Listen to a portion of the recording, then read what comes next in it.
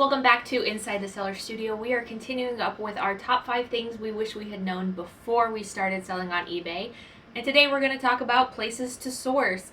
Some of them are obvious, some of them may not be so obvious, and we kind of combine some of them because there's so many different places to source that I consider the ones I've combined to be very similar. John may disagree with one of them. We'll see what he says.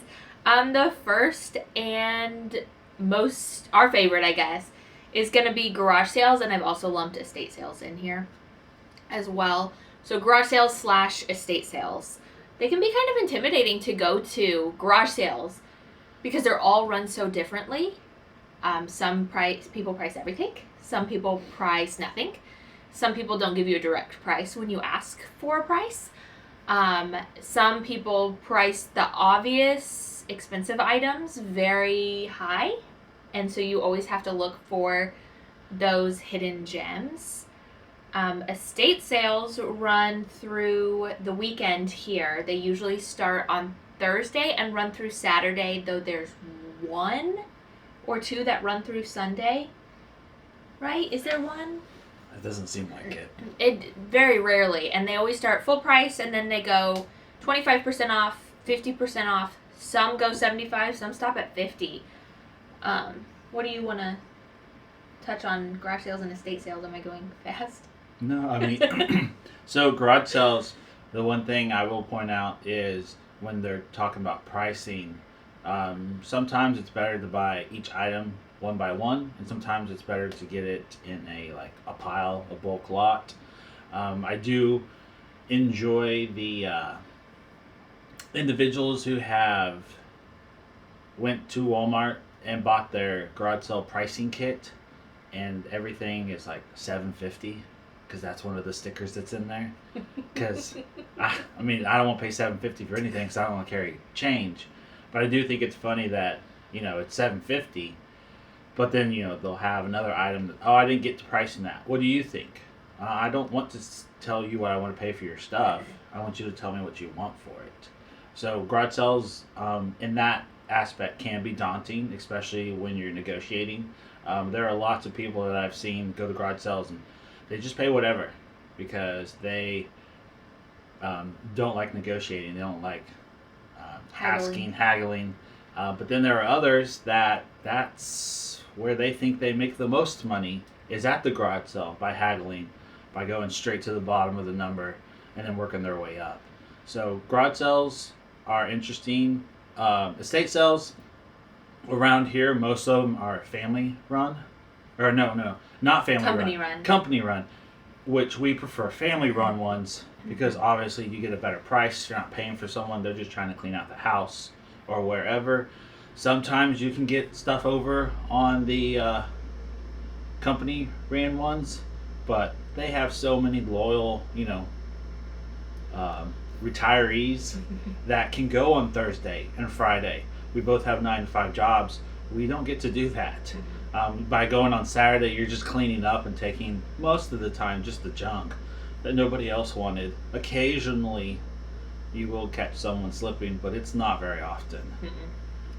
You definitely have to know, pick a category in that instance and know what you're looking for to try to find the undervalued, which we typically do. Books and electronics is typically our first go-to, I think, when we go to estate sales. Mm-hmm. And then garage stuff and kitchen. Because if you pick the obvious stuff, you're not going to be able to go to the kitchen and buy underpriced Pyrex. You're not going to be able to go to the kitchen and find underpriced Cutco knives. You're just not. Mm-hmm. Those companies know that stuff.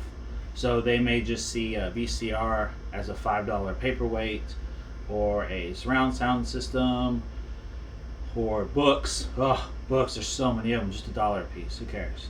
So that's where you can find the real value. Mm-hmm. The second place we like to source from is thrift stores. Around here, we really have Goodwill. We have a lot of Goodwills within our area that we can hit up, and we can usually hit up, let's see, what is it? 1, 2, 3, 4, 5, 6, 7 to 8 in a day. if we're doing a thrifting trip. Look at that. She can count to 8. I had to do the map where we go for this. We have Goodwills and we have Salvation Armies, and there's a couple local ones. We don't have some of the fun ones that we see on other people's videos. Yeah, we don't have like a Desert Industries. We don't have, I can't even think, Red Racks. There's one in Joplin that we stop at occasionally, but most of the time it's just Goodwill. And even our Salvation Army. We always joke that Goodwill donates their trash to Salvation Army for them to put it on. Everything's stained, has holes in it. It's unfortunately the worst of the worst. I mean, I can probably bad. count on one hand how many times we've gotten something at a Salvation Army. It's not like in other places, like where you see videos in Florida and stuff. They're just not that good. Not around here. Plus, there's only one. But yeah, I mean, Goodwill, we kind of wrote them off last year. Pretty hardcore. Their pricing just got out of hand. But we have gone a couple more times than we did all of last year. Yeah. This year alone. And we have come across a couple things here and there that we did find. And we actually may make a video about it this coming week. But it's hit or miss, and the longer I feel that you spend in there, the more time you waste. Mm-hmm. So if you find the item or 2 items or 3 items within 5 minutes, you should probably just leave because you're probably not going to find anything else. And the other thing is that we always harped on them for is pricing, let's just say Under Armour, at their boutique price, which is fine, they can do whatever they want, but it's the school stuff. So it has the school logo and it says Under Armour. They would still price it up. But the past couple times, we kind of noticed that they've kind of given up on that game, and they're just pricing it. So if they get more back to reality on their prices, we may go back more often. I mean, it's just like, I don't know who would pay $30 for an Under Armour hoodie that has a school logo on it. That's not your school. That's not your school. And like, I guess maybe that's a good price for used, but we can go to like the outlet. There's 2 different outlets that we've gone to for Under Armour, and we can get it for that price or cheaper without a competitor school. So we would rather buy brand new in that instance. That's our thought on it. Okay, the third place to source, and is probably her least favorite, but probably my favorite. And that's going to be flea markets. We have 2 flea markets in Tulsa. One of them is outdoor, and it's a lot of knockoff fake stuff from Mexico. We still go. There's still vendors that we really like. We'll have videos. I don't know if we've posted a video. If not, as it warms up, we will. We joked about going yesterday when it was in the 20s, but we already know that the vendors that do set up are going to be complaining nonstop. Yeah, if and you're wanting a good price, enjoyable. If you want a good price from a vendor, is not to get it when it's 20 degrees outside. Mm-mm. And they do or not. 100. Yeah, and they don't set up early, so you can't go when it's dark. So it's kind of, you have to find that sweet spot to go that flea market. This isn't a flea market in California where you're going around with a flashlight at 5 o'clock in the morning. This isn't a flea market you're going in South Carolina with a flashlight at 7 o'clock in the morning. This is a flea market you go to at 10, and people are still pulling up, setting up. And the ones that did set up early are complaining about how slow it is, how little sales they've had, and probably how expensive all their stuff's going to be. But then the other one we have is the indoor. We joke it's the Fleetique, because a lot of it is people bring their antique booth stuff. And so, but we've made amazing finds. We just have to look. So like we found stuff at both flea markets often. The flea market that we call the Fleetique, there's a lot of competition. Other vendors shop with other vendors and so on, just like you would assume. But it is indoors, so there's electricity for electronics, lamps and so on. It's also heated during the winter and cooled during the summer, but there is a lot of competition, and it is one of those that you can get there early, but then you have to make multiple loops because it opens at 8. Some people do not get there before 8. They refuse to. Some people don't even get there at 8. You can walk around at 9 and they still have tablecloths over. But yeah, we've found Uh, the easiest and best thing that we probably find there is video games. We've done it multiple times. I can think many games, which is funny because there's lots of video game sellers there. There's lots of people who sell video games, and then they just they price up the Pokemon, the Mario, but they don't price up the other stuff that's actually probably more valuable. So we buy all kinds of stuff there. If you've seen any of our videos at the flea market, we have an unfortunate habit of buying blow molds there. We're going to try to go no blow molds this year. We have pretty much everything we could possibly want. But, so flea markets. We have two types. We have an indoor and we have an outdoor. One that I lumped in was local sale events. So the Kansas-Oklahoma 100-mile sale, it takes place in the fall. And I lumped that in with flea market because we don't chase really individual sales. We do in a couple of the towns. But they set up like big pods in fields, so you always have to watch the weather because if it's rained the week before, it's going to be super muddy. But it's like a flea market then. You're walking around in a field, and we found great stuff there, and there's been times when we haven't found great things, but we still love that one. And there's actually 200-mile sales in Oklahoma. There's just an Oklahoma 100-mile sale, but it always takes place the first weekend in May, which is when we do our big neighborhood garage sale weekend, because that's when most of them do it. We did skip the neighborhoods and go one year, and it just wasn't that impressive. I know some people love it, but I didn't love it. It wasn't fun. We like the Kansas, Oklahoma one. Okay, the fourth place that we like to go to source is auctions. There are two different auctions that we follow. They're different. They're both estate auctions.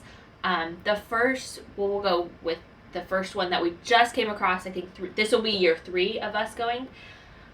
He does have a building, and he does run sales out of his building, but it's kind of hit or miss.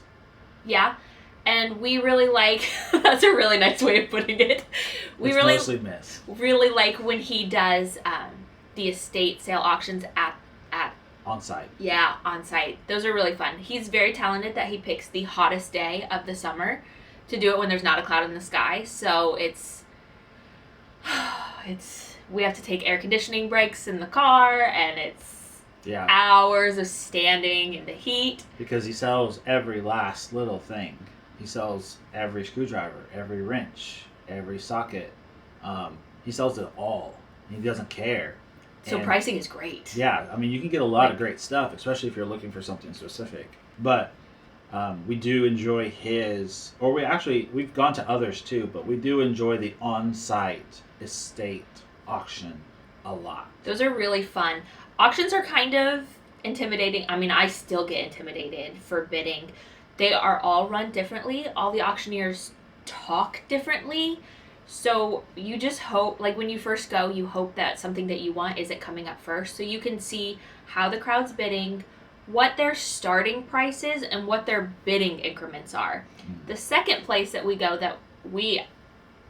it's a love-hate relationship that we have. We found some amazing things. It's all on site. He goes and picks up the estates and brings them back to his climate-controlled building.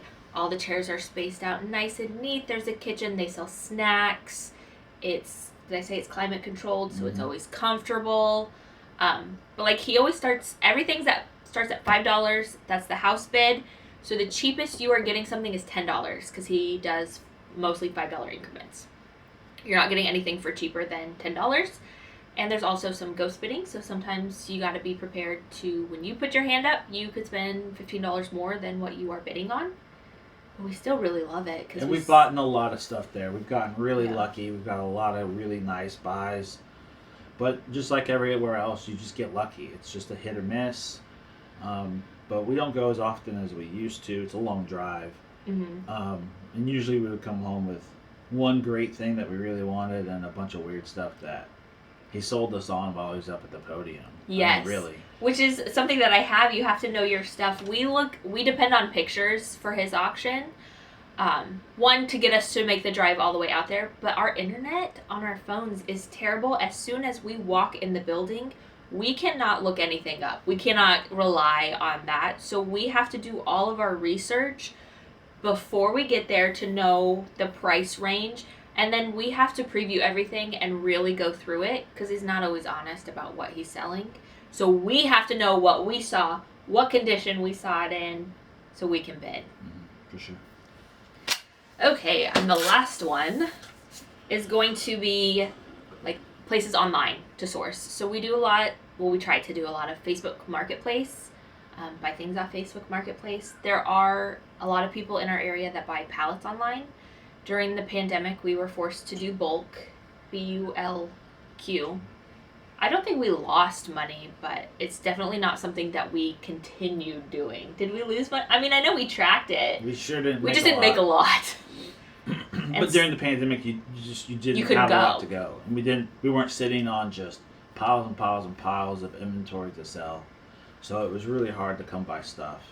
During the pandemic, and bulk was a fun way. It was interesting just to see what was in it, but then most of the time it was just returns where people had switched out things, a lot it. A lot of thievery. Trash is makes you really disappointed in people. We do really enjoy the Facebook. It's, I don't know if it's like it everywhere, but it's hard to get people to respond, and especially in a timely manner. It's pretty cutthroat around here. Yeah. And the competition is thick, and just to get people to even respond, if you ask a question instead of just saying want, if you ask a simple question like, is it this size, or is it this color, or is it have all the pieces including this piece which I don't see, you might as well just count yourself out. You're not getting it. No. Because they're going to move on to the next person who just wants it without asking any questions. Which really, really, really stinks sometimes. But we've done really well on Facebook, but we've also missed out on some stuff that was just, mind-numbing. You just got to be ready to move. The second you hit want, you got to be able to get up and go. I can meet immediately. And sometimes we're just not willing to make the drive either. If it's not locally, we're okay to be like, nah, we'll pass on that. And then your other thing is you have eBay. We have purchased stuff, usually lots or auctions on eBay where, hey, there's one thing in there we want. If we buy that one thing, or if we keep that one thing and we sell all the rest, we'll either break even or we'll make money off of it. We don't go and we think this person, listed this pair of shoes too low and we think we can get an extra $30 for it. Yeah, no. That's not what we're doing. We're mostly buying lots or collections through there. I think people call that reseller math, where we're going to buy it and then it's free to us when we pull what we want and then resell what we don't want. Yeah, and then we see lots and lots and lots of people doing the pallets from Amazon or Target or the return pallets. And there's a number of garage sales around here that's what they do. They pile it all up, and then in the spring they have a garage sale, and in the fall they have a garage sale, and then 7 times across the summer they have a garage sale, and it's always the same stuff.